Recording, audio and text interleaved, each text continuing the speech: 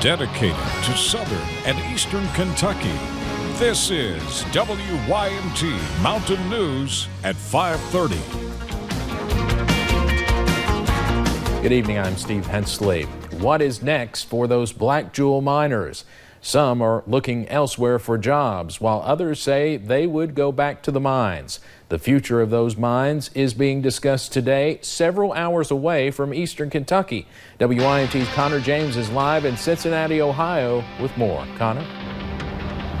Steve, the fate of those Black Jewel mines is being determined on the 19th floor of this building behind me here in downtown Cincinnati. That's where the auction for those mines is being held. Now, it's being held in the Squire Patton Boggs law firm. That's where Black Jewel's attorney is. Now, we tried to get into the auction, but we were told it was closed to the media and to the public. When we asked if we could get any information about today, we were told by a representative with the firm that they were, quote, not in a position to make any sort of comment about today. We do know that Contura Energy is one of the companies here. Now, we do not know who else will be bidding, but back in Harlan County, miners are hoping for answers and hopefully new owners so that they can go back to work. I really would. If someone else bought it and offered me a job, yeah, I'd take it. I mean, all my fellow workers that I work with, everybody's struggling from it. They're losing their furniture, their power. Some of them bought homes. Now, Steve, the big question is will those Kentucky mines reopen? If they do, that could possibly allow coal production to begin again and give some of those miners their jobs back. Now, if those Kentucky mines don't sell, they would have to enter the liquidation process and begin selling assets. If that's the case, it's very unlikely those mines would open again. I'm live in Cincinnati. Connor James, WYMT Mountain News. Still a lot of questions left to be answered. Connor, thank you. The Black Jewel miners got a high-profile visit today. Lieutenant Colonel Amy McGrath stopped by the camp. She talked with miners and their wives, learning more about the situation. Her U.S. Senate campaign brought the men and women camped out along the tracks some chicken. I mean, I think just the same one is what makes you come out. I mean, this is something that's important. It's something that makes you angry when you see so many hardworking Kentuckians who are not getting paid, who they don't deserve this, and to be able to stand up and show support. I mean, that's what this is about. The man McGrath would like to replace in the Senate, Majority Leader Mitch McConnell has said, bottom line, the miners need to be made whole and the company needs to be held accountable for its horrific mismanagement. Officials say recovery efforts are underway after a mine accident yesterday at Paradise Mine in Central City in western Kentucky. Around 5:30 p.m. yesterday, 62-year-old Richard L. Knapp was constructing a form which is used to fill a mine shaft with concrete. This was part of an effort to seal and close the mine. A methane gas explosion in the shaft caused Knapp to fall. All operations were shut down yesterday and remain closed.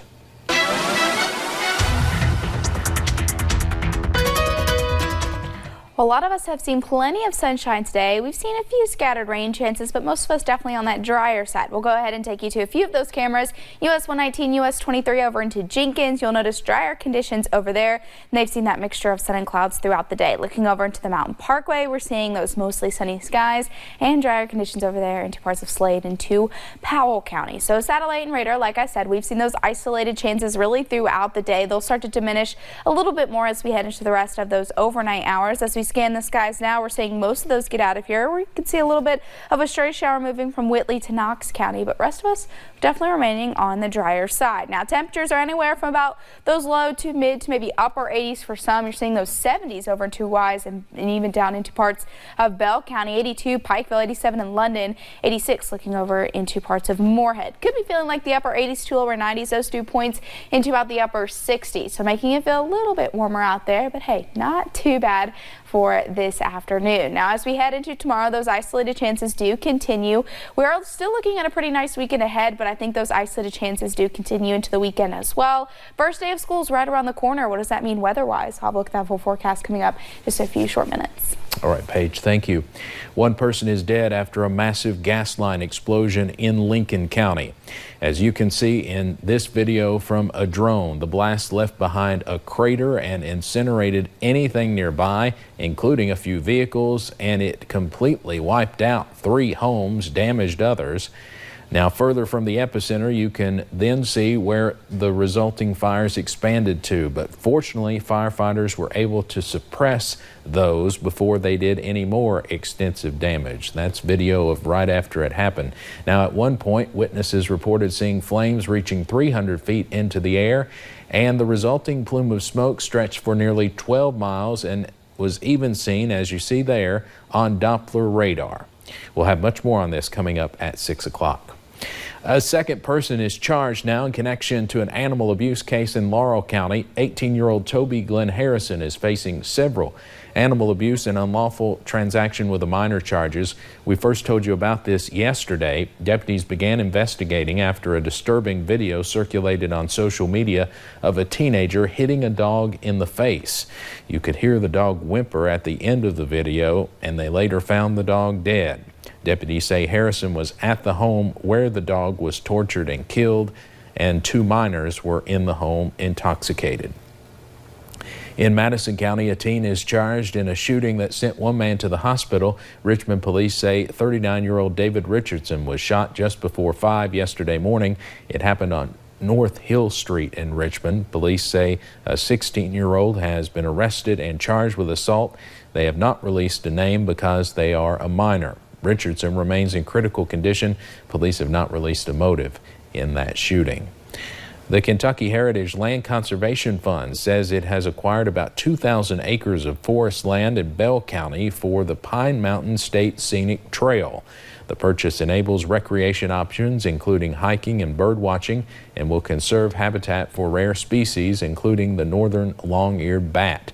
Officials say the land purchase will add about 4 miles to the Pine Mountain Trail.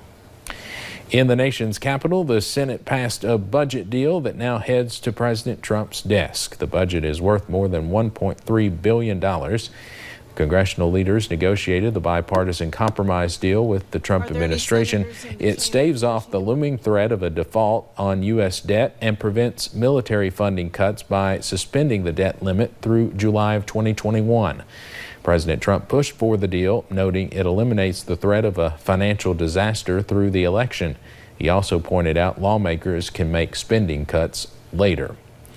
The race for Kentucky's governor continues to heat up. During a news conference this morning, Governor Matt Bevin railed against Andy Beshear for attending a fundraiser co-hosted by an abortion provider. Hillary Thornton is breaking down the latest battle between the candidates. Well, Governor Matt Bevin holding this morning's news conference across from the Capitol over at the governor's mansion, accusing the state's attorney general and his opponent in the upcoming race for governor of not doing his job, and also raising some serious questions about money going into his campaign. This is blood money, straight up. Governor Matt Bevin is talking about campaign donations that he says the Democratic candidate received from Dr. Ernest Marshall and his wife, the owners of an abortion clinic in Louisville, a group that has sued the state multiple times regarding laws restricting abortions. Governor Bevin tying those donations and a fundraiser hosted last night by some doctors to the Attorney General withdrawing from those lawsuits, refusing to defend the state laws. The governor explaining that his legal team has been handling those court battles. People of Kentucky who have elected the men and women, Republicans and Democrats, who have overwhelmingly passed these laws would expect their attorney general to defend these laws, but he doesn't. Because for a few grand, and because his heart is with these folks who kill babies, he thinks otherwise. Meanwhile, Beshear spending his day in the western part of the state touring a healthcare center and meeting with local pastors. His campaign manager releasing a statement calling the news conference a press stunt that was, quote, unhinged and erratic. The statement going on to say the governor's, quote, outlandish language is dangerous and unacceptable. Hillary Thornton, WYMT Mountain News. Governor Bevin and Attorney General Beshear will share a stage Saturday afternoon at the annual Fancy Farm picnic. Should be interesting. We'll have a reporter there and have the highlights in our newscast Saturday night. Coming up on Mountain News at 5:30, we'll show you how students in one Eastern Kentucky school district will be able to visit a doctor via a computer. And isolated rain chances could ruin some pool weather for you tomorrow, but can you get out to the pool as we head into the weekend? I'll look at that full forecast coming up in just a few short minutes.